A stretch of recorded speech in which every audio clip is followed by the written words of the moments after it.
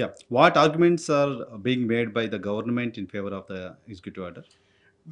What they look at is some of the arguments at the time the amendment was written, and their argument is, well, it shouldn't apply to temporary visa holders. It shouldn't apply to people who don't view themselves as subject to. They have another nationality that they are subject to the jurisdiction of. So that is the argument they're making. వీళ్ళ arguments ఎప్పుడు కూడా ఈ amendment ఎప్పుడైతే introduce అయిందో అప్పుడు కొన్ని arguments చేసినారు.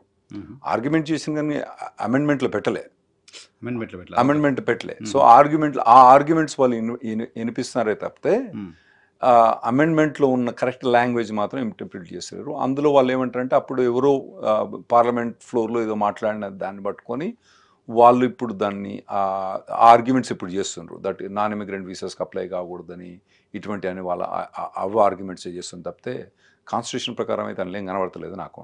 How will the Supreme Court's decision affect children born in the United States to parents on visas if the order is upheld? So I'm very curious on how they're going to go about that from a practical perspective. The order originally was written in a way that said we are issuing the executive order today, and that any child born a month from now would be subject to the new rules that we're putting out, but anybody in between. So let's say the Supreme Court sides with the administration. I'm wondering if they're still going to give that 30-day kind of period as well, but we'll have to see how they go about that practically. ఒకవేళ కనుక supreme court కనుక government ఫేవర్లో వస్తే అది అప్పటి నుంచే implement అయ్యింది, కానీ అంతకుముందు దానికి ఇంప్లిమెంట్ కాదు. అప్పుడు ఇంప్లిమెంట్ అయినా కానీ వాళ్ళు మరి మొత్తమే తీసేస్తారా? ఒకవేళ సిటిజన్షిప్ ఒకవేళ తీసేసినా కూడా వాళ్ళు కూడా ఒక 1 month 2 months టైం ఇస్తారా? లేదా అంటే ఏ రోజైతే జడ్జ్మెంట్ వచ్చిందో అప్పటి నుంచి పుట్టే పిల్లలందరికీ కూడా సిటిజన్షిప్ ఇవ్వరా అన్నది సుప్రీంకోర్టు జడ్జ్మెంట్ వచ్చిన తర్వాతనే మనకు తెలుస్తుంది, ఇప్పుడు తెలియదు. Is the Supreme Court expected to decide the case soon? And what are the key milestones we should watch for? I think the argument is going to be the first one. You will be able to get a sense on how the different justices are feeling. Now, not everyone has a good tell. Some have very good, they can hide their feelings. But they do a lot of research before argument. They've read all the writings that people have done. And so during argument, you'll hear kind of pushback one way or the other. After argument, you're not going to really hear anything until a decision is issued. So there aren't any milestones after that to track. And we could either see June, July, or it might be in the fall. Okay.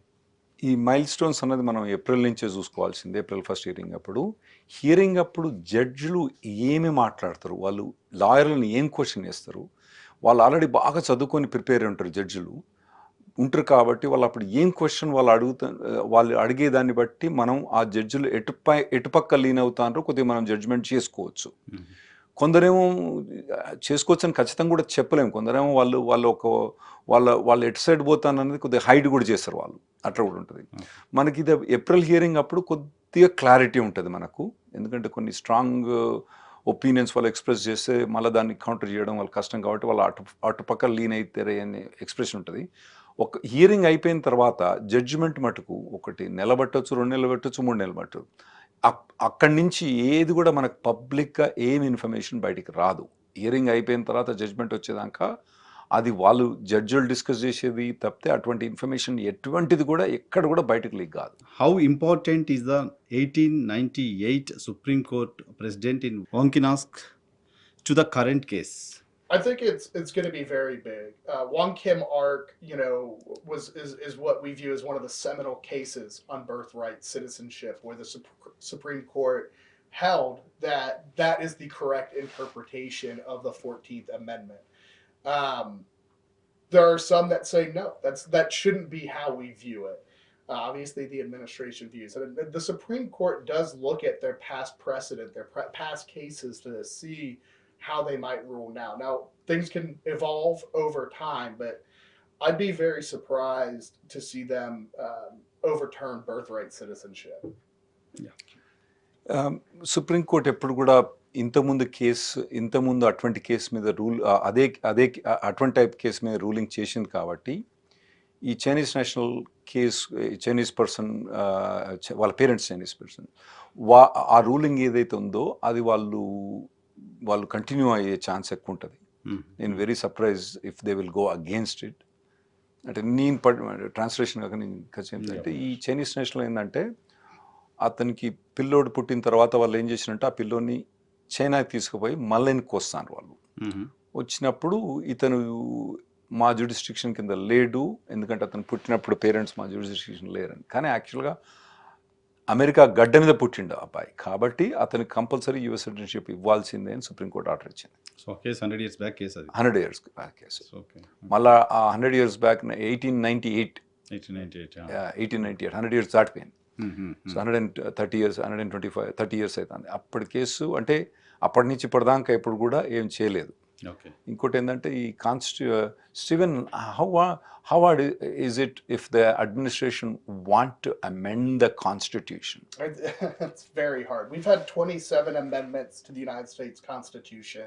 27 only. 27 only. 33 have been proposed and that have actually started the process, and they have to go through getting 2/3 of both parts of Congress, and then the states have to ratify it as well with a 3/4 majority.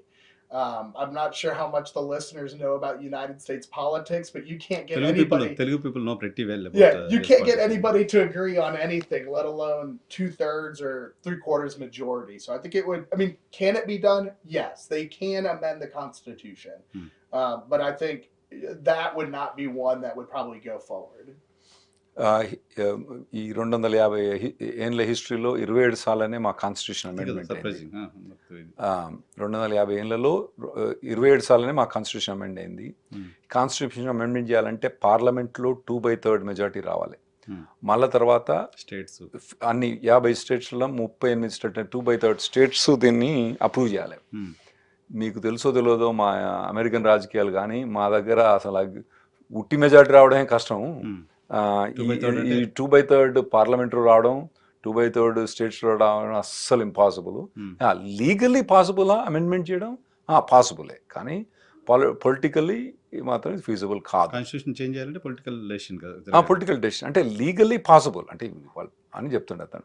పొలిటికల్గా ఉన్న atmosphere, ఇప్పుడున్న atmosphere ప్రకారం ఇది మాత్రం కాదు. ఆ 27 amendments 10 amendments part of the constitution అంటాం మేము.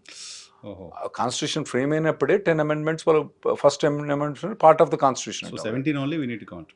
You only need to count 17 amendments in 250 years. Oh my God. 133 in India, 78 years.